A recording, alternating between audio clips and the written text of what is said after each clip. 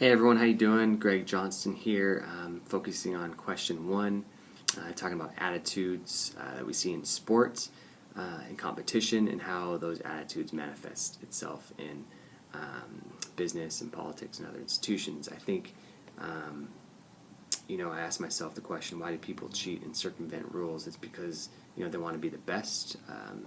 They want to win. They want to be famous or have a celebrity status. And I know that's not evident for all athletes or politicians or men and women in business, but I think that's maybe what our culture encourages, and that's what we see in media, and how athletes or how celebrities do have they are very valued and they have a high status, and I think we all maybe long for that or have that desire to be something greater than ourselves.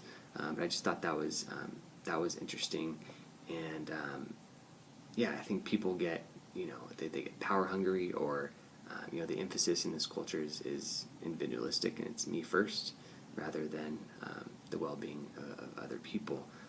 In this article, cheating in sports, where do we go from here? From the Huffington Post. There's a quote that says that while the integrity of sport depends on fairness, the commitment needed to provide it in a viable contemporary form does not seem to be in place.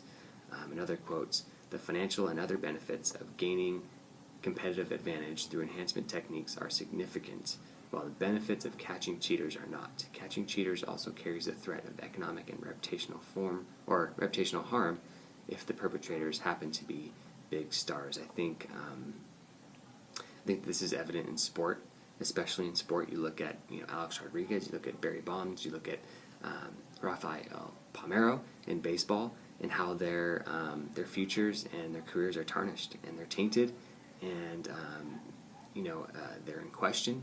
Rafael Palmeiro, I think he has over 400 home runs and definitely a Hall of Fame caliber player back in the 90s, but he used performance-enhancing drugs and he lied in front of Congress, and now his reputation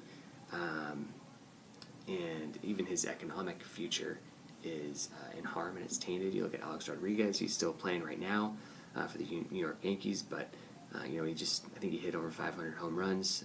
He passed that mark this year, but again, his future in being Hall of Famer is in question. You look at Barry Bonds having the home run record, and again, these guys. This is just an example of how these guys circumvented the rules. Right? They looked for loopholes in the system, right? But then they were caught. And I think that's evident not only in sports but in the culture. We see it. We've seen it with people avoiding paying their taxes.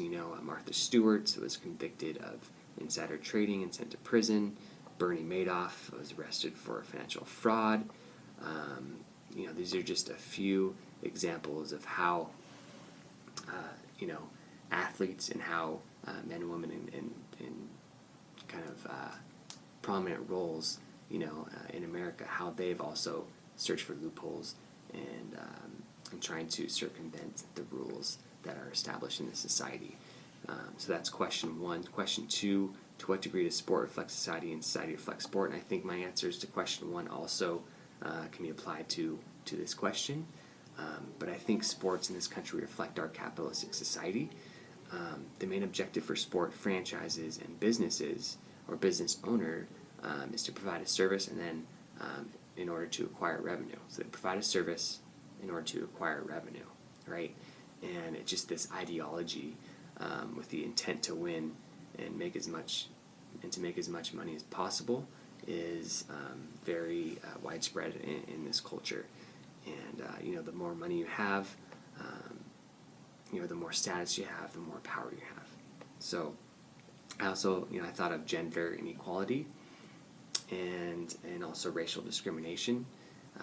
Historically, powerful roles or jobs in the country or in sports were dominated by males. And with Title IX, Title IX was really the driving force that changed that.